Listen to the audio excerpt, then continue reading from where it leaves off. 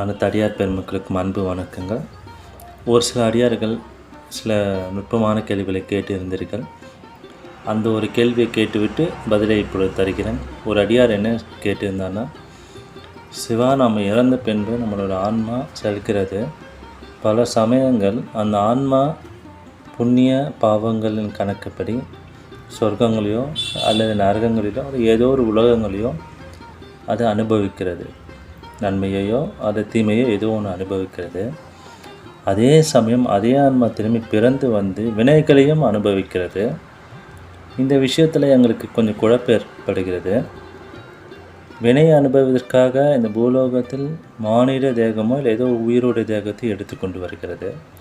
ஆனால் இறந்த பின்பு ஏதோ ஒரு உலகத்தில் சென்று அந்த ஆன்மா எந்த உடல் கொண்டு அது இன்பத் துன்பங்களை அனுபவிக்கிறது, அது வினையில் கழியாதா அப்படின்னு கேட்டிருக்கீங்க.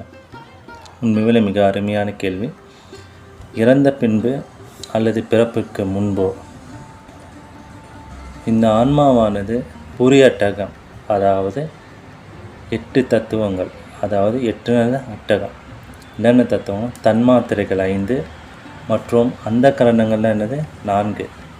அவற்றில் 3 மட்டும் எடுத்துக்கொண்டு, அதாவது தன்மாத்திரைகள் 5ஆன ஒளி, நாற்றம், கேட்டல் ஒளி, தொடு உணர்வு, அப்புறம் சுவை, இவை தன்மாத்திரைகள்.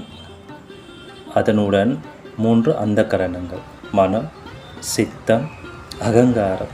இந்த 8ம் இணைந்தது தான் நுண்ணுடலாய் அமைகிறது. ஒரு நுண்ணுடலுக்கு இந்த 8ம் இருக்க வேண்டும். இந்த 8ம் இணைந்தால்தான் நுண்ணுடல் ஆகின்றது. ஒரு ஆன்மா நுண்ணுடலுடன் தான் இறந்த பின்பு பயணிக்கிறது. அதற்கு தான் வேதங்களும் ஆகமங்களும் மற்றும் ஏனைய தெய்வீக நூல்கள் தெரிவிக்கின்ற சம்பவங்கள் எல்லாம் அந்த புரியட்டகம், அதாவது அந்த நுண்ணுடலுக்கு தான் தேவைப்படுகின்றது.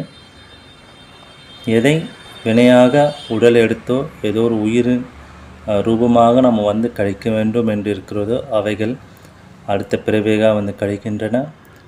அல்லது சில வினைகள் நுண்ணுடல் மூலமாக கழிய வேண்டியது நுண்ணுடல் மூலமாக ஏதோ உலகத்தில் சென்று அது நன்மையோ தீமையோ கழிக்கிறது. இப்பொழுது உங்களுக்கு சந்தேகம் வந்திருக்கும்.